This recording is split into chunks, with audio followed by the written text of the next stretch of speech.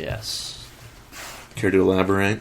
Well, I'm on the verge of starting new work, so getting a different job. Oh, nice. Doing something different with my life, something that I want to do. There you go.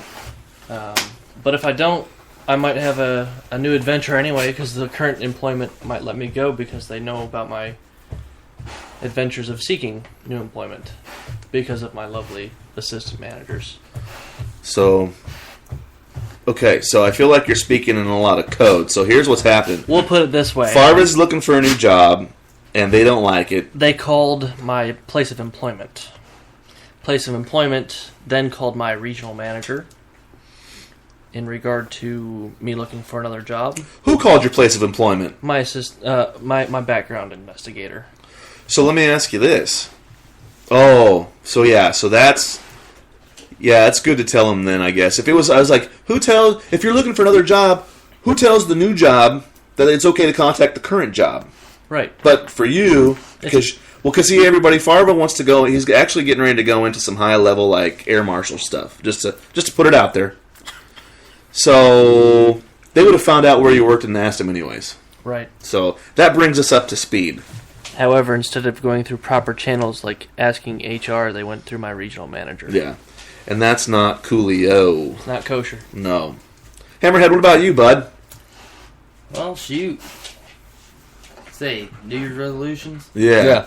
Well, I plan on buying a house this year. Nice. Settle down. Not get in trouble too much. Shit. I say, scratch that last one. First one are all right. Get in all the trouble you can get into within reason. Going to jail. Yeah, within reason. My New Year's resolution is to actually try to run a line of shows without a month break in between shows. Yeah, we should not do that again. Yeah, let's not do that again. Heyo. So, moving on from... Okay, listen, fuck it all. Chiefs, what the fuck? Okay, all right. I knew I was going to tap into some heat here. So, I actually went to the game. Dude, it was fun. It was cold. It was. That wasn't that bad. I've been to colder games. I It mean, was just like fucking. It was like my heart and my soul. Oh yeah. It was a cold day. Yeah. No. Dude, I don't get it. So those of us, I mean, we've been trying to catch we've been talking about it over the last month or two, especially for all of our foreign listeners who literally get all of their football information from us, even though it is fairly biased. Right. We are in the playoffs now. Well, we're catching up. This is week 1 of January. Oh, okay. We're in the playoffs now, and then now we're not anymore. Yeah.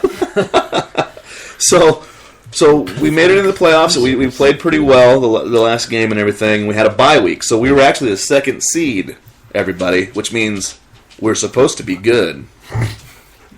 Now, that isn't necessarily the case, and we didn't necessarily win, and we're not going to go to the Super Bowl this year.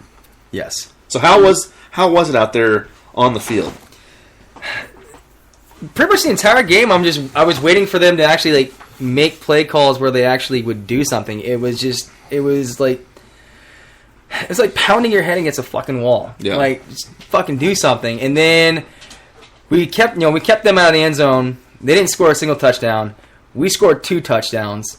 And apparently there's some statistic out there. Some what? Yeah. What was that? Some math. There's some math. Ah, yes. There's some math out there that says if you score 2 touchdowns against your opponent, you're 280 some odd % likely to win the game. Oh, yeah. Yeah, we fucked that up. Because they kicked field goal after field goal after field goal. Yeah, they kicked 6 field goals on us, which are 3-point kick. They kick it. If you haven't, again, we have listeners that might not be familiar with football, but a field goal is basically where you get stopped or something, or on the field, and one of the team kicks the ball through the uprights, through the 2 metal poles, and they get 3 points. They did that 6 fucking times on us. Yeah. And we actually got into the end zone and scored twice. Yeah. And I thought I heard a stat by Mike and Mike that said something like teams in the playoffs, or teams in the playoffs that have scored 2 touchdowns are something like, I think it was 60-something or 80-something and 1. Mm-hmm. And that 1 is us. Is the Chiefy Pies. Yeah. The Queefy Pies. Yeah. Dude, we fucking shit the bed. Yeah, we We sucked. Now, why do you think we lost so bad? Are you a Chiefs fan, Hammerhead? I'm not, but I know a lot of hardcore Chiefs fans. Yeah. And before that game, they were hardcore thinking the Chiefs were Super Bowl contender. Yeah. So I think they went into that game with a swole head, kind of little big of a head, and they just got their ass handed to them. Yeah, they sure as shit did. And so what you're saying is they were looking toward the Patriots and not worried about the Steelers. Exactly. And they weren't ready yet. Yeah, they weren't ready yet. They gave the old college try. Yeah, they went into that game thinking, easy game, we're going to get this. And the Steelers came back with their best, and the Chiefs kind of fucked it up. That Bell guy ran his ass off. LaDainian Bell Didn't from he, Michigan State. Oh, is he? Yeah. Nice. Yeah, good You for would him. know that. Good for him. Now, good for you. If I could tap into my Christian Bale there. Yeah. So, but his average against us was like 7 yards per carry, wasn't it? 6 or 7 yards. Yeah, like he ran his ass off all over us. Fucking ball. He could have fucking run to Burger King and back, and they would have been like, "Oh, where did he go? We can't stop him." You know what's also interesting about that? I was listening to some post game talk about his run game and how he's going to have to improve over the Patriots. I mean, see, if you're averaging 6 to 7 yards, He's it's not really. well, that's against the improvement. Chiefs. Here's the thing: is our defense, when it comes to the run, sucks balls, and I'll tell you why. Our defense is built for speed. We're built to rush. We have a 3-4, and our big fat boys down in the middle are rushers. They're not hole pluggers. And so when you got guys running upfield, and Bell does his little tippy-toe ballet through the middle, that dude was patient as fuck. Yeah. Yeah. And when you run that way, he's just like, I'm going to wait for these guys that are rushing the quarterback to pass me. As soon as they pass me, I'm going to start running. Yeah. And he fucking did it as much as he wanted. And Andy Reid didn't get up in that defensive coordinator's ass and tell him, hey, how about a game plan change here? You know, and I think that's probably, I think Bell is the reason why we lost, because Roethlisberger wasn't doing a whole lot. I disagree. Our offense. Tell me about it. Dude, our offense was fucking horrible. Like, we played the conservative Andy Reid football that we had been playing the entire fucking season. And I seriously thought going into the playoffs, they would have, thought, okay, everybody see this play this conservative style of football.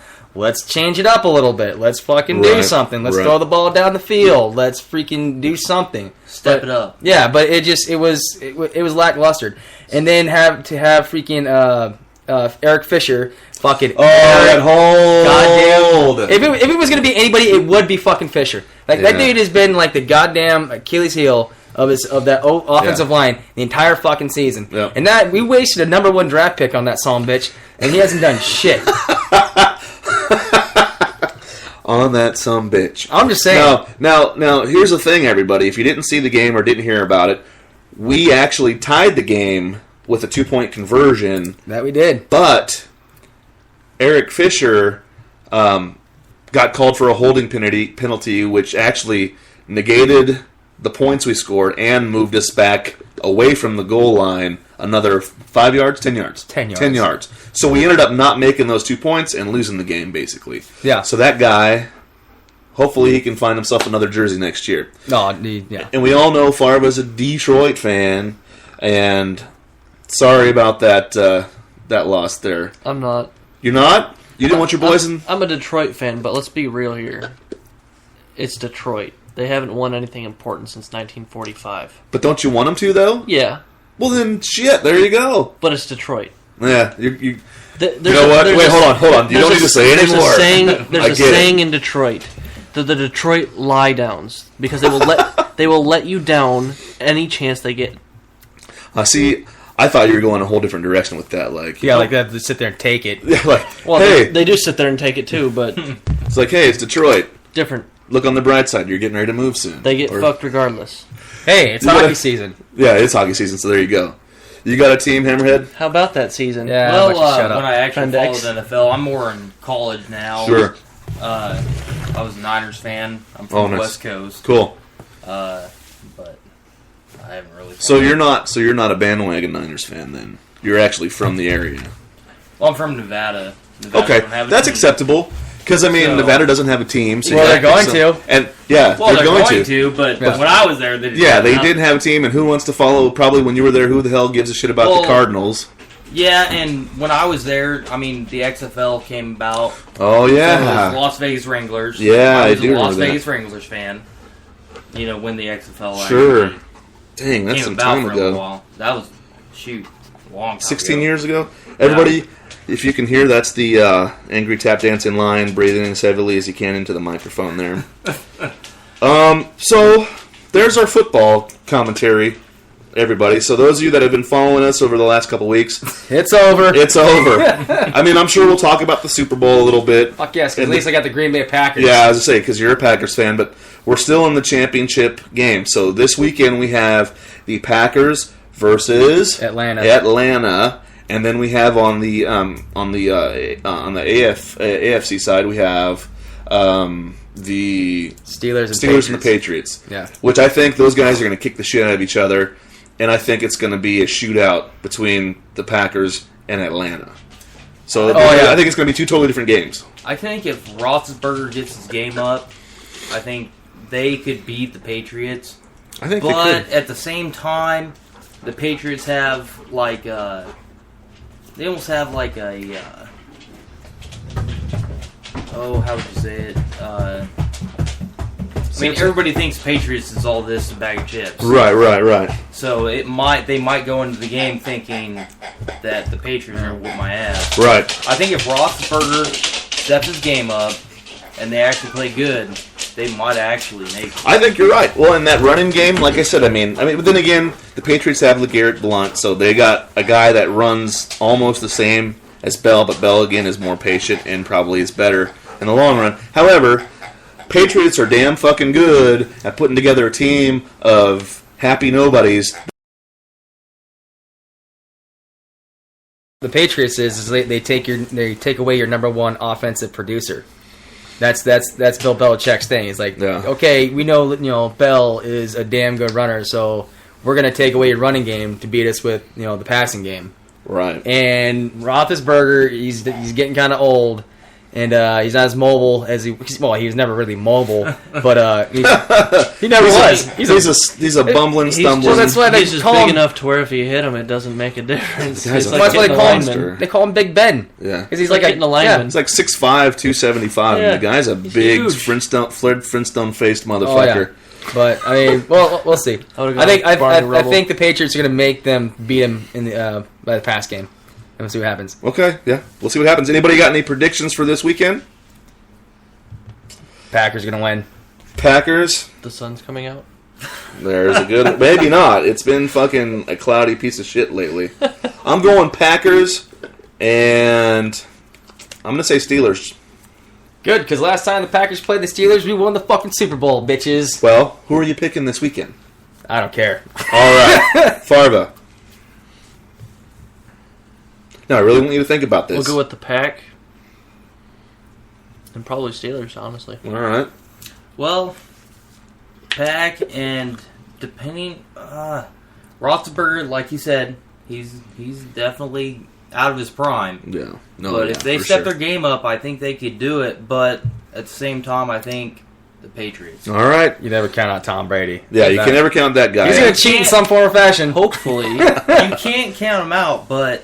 I mean, they've definitely have a record of making it. They do. They find a way. I think Packers and Patriots. Hopefully, it's a Peyton Manning, Tom Brady repeat with the back and forth game style. That would be cool. Because, like I said, I think, and not just a blowout. I would hope that it's like that, but for some reason, I think it's going to be a low scoring game.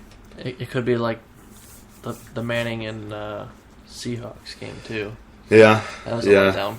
Well, you knew something was wrong the very first fucking snap when he flies over his head and they get his safety or I'll put on the goal line or whatever it was. That was not good. Yeah, that was bad shit. That's funny as fuck. That was pretty funny. It was funny, but it was bad. I saw that and I stood up out of my chair. I was like, oh my god, that is the best. This is setting the tone, baby. That's my Dickie V. Oh, dear. God rest his soul. Fuck that guy. He's not dead though. So Fuck that guy up his stupit ass. Oh, you don't like Dickie V? No, I don't want fucking Dickie V. Why? Why? Because he's all over fucking Duke's dick. And every time freaking KU plays Duke, he's always, oh, Duke, oh, fuck KU, oh, baby.